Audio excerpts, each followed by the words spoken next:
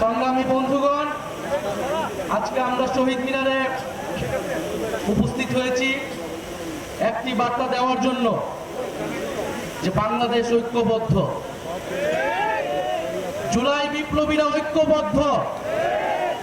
আজকে আমরা এখানে কোনো দল হিসেবে আসি নাই, দলের নেতা হিসেবে আসি নাই, আমরা এসেছি জুলাই গণ অভ্যুত্থানের একজন কর্মী হিসেবে। আমরা মনে করি বাংলাদেশ আজ আক্রান্ত হয়েছে। শরীফ ওসমান হাদির গায়ে গুলি লাগার মাধ্যমে জুলাই বিপ্লব এবং বাংলাদেশ আক্রান্ত হয়েছে। বাংলাদেশ যতবার আক্রান্ত হয় ততবার তরুণরা নেমে আসে। আজকেও আমরা শহীদ মিনারে একত্রিত হয়েছি সেই গণ অভ্যুত্থানের ঐক্যের প্রতীক হিসেবে। সংগ্রামী বন্ধুগণ, স্বরাষ্ট্র উপদেষ্টার পদত্যাগের দাবি উঠেছে। আমরা মনে করি নৈতিকভাবে উনি আর এই দায়িত্বে থাকতে পারেন না। 5ই আগস্টের পরবর্তীতে আমরা দেখেছি বাংলাদেশের আইন শৃঙ্খলা ফেরত আসে নাই। বাংলাদেশে জুলাই গণ অভ্যুত্থানের অংশগ্রহণকারীদের টার্গেট করা হয়েছে, শহীদ পরিবারদের টার্গেট করা হয়েছে, মামলা বাণিজ্য করা হয়েছে, বিচার ঠিক মতো করা হয় নাই। তারপরেও আইন উপদেষ্টা, স্বরাষ্ট্র উপদেষ্টা তাদের পদে বহালভাবে থেকেছেন। আমরা বারবার আপনাদেরকে সাবধান করেছি, কিন্তু আজকে আমার ভাইকে গুলি খেয়ে জীবনের ঝুঁকি নিয়ে আজকে তাকে বাংলাদেশ ছাড়তে হচ্ছে।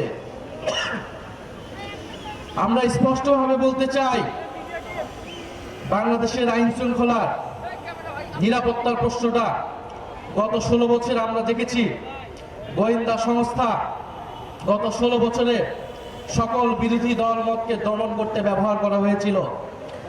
এত অভিজ্ঞ আমাদের গোয়েন্দা সংস্থা, তারা গুম খুন সবকিছু দক্ষতার সাথে করতে পেরেছিল, কিন্তু 5ই আগস্টের পরে তাদের দক্ষতা কোথায় যেন চলে গিয়েছে। তারা এখন আর কাউকে গ্রেফতার করতে পারে না। তারা খুনিকে বাংলাদেশের বর্ডার থেকে পার হতে দিতে পারে, তারা 72 ঘন্টা পার হলেও কোন খুনিকে গ্রেফতার করতে সক্ষম হয় না।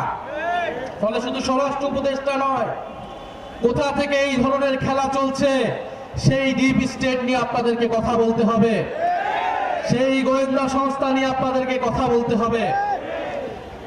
প্রিয় বন্ধুগণ, আগামীকাল বিজয় দিবস 16ই ডিসেম্বর। এই বিজয়ের প্রাক্কালে বাংলাদেশের 54 বছরের ইতিহাস আমাদেরকে পর্যালোচনা করতে হয়। 1971 সালের 16ই ডিসেম্বর থেকেই যেমন আমরা বিজয় পেয়েছি, তেমন আমাদের প্রতিরোধের যাত্রাও শুরু হয়েছিল। সেই প্রতিরোধ ছিল ভারতীয় আগ্রাসনের বিরুদ্ধে প্রতিরোধ। 1971 সালের 16ই ডিসেম্বর থেকে সেই প্রতিরোধ শুরু হয়েছিল। আজকে পর্যন্ত সেই প্রতিরোধ যাত্রা আমাদেরকে অব্যাহত রাখতে হচ্ছে। ফলে বাংলাদেশের মানুষকে আমাদের আহ্বান থাকবে, আগামীকাল আমরা উৎসব করতে রাস্তায় নামবো না। আগামীকাল আমরা প্রতিরোধের যাত্রা বাংলাদেশের রাস্তায় রাস্তায় পালন করব। এই ঢাকা শহরে আমরা প্রতিরোধের র্যালি করব। আমরা ভারতীয় আধিপত্যবাদের বিরুদ্ধে, বাংলাদেশ বিরোধী সকল ষড়যন্ত্রের বিরুদ্ধে আগামীকাল বিজয় দিবসে আমরা 16ই ডিসেম্বর ঐক্যবদ্ধ হব।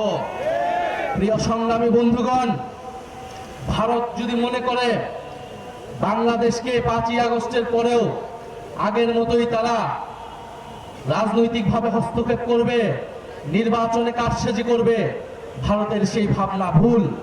ভারতের সেই ভাবনা ভুল প্রমাণ করব আপনারা আমরা সকলে মিলে।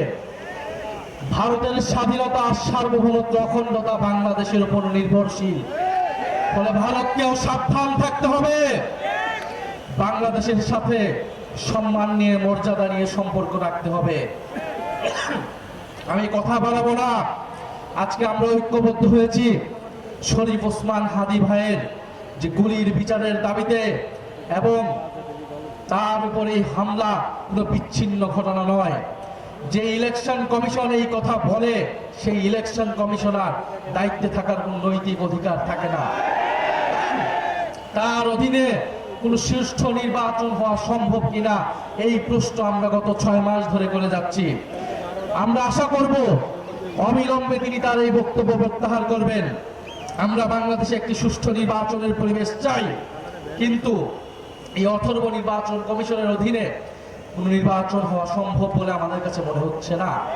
ফলে আমরা চাই বাংলাদেশে নির্বাচনের পরিবেশ থাকবে, গণতন্ত্রের যাত্রা অব্যাহত থাকবে, কিন্তু বাংলাদেশে যারা জুলাই বিপ্লবকে টার্গেট করছে, বাংলাদেশের মিডিয়াতে, বিশ্ববিদ্যালয়ে, আইনাঙ্গনে যারা মুজিববাদী রাজনীতি পুনরায় শুরু করতে যাচ্ছে, তাদের বিরুদ্ধে আমাদের গণপ্রতিরোধ চলবে। ইনকিলাব জিন্দাবাদ।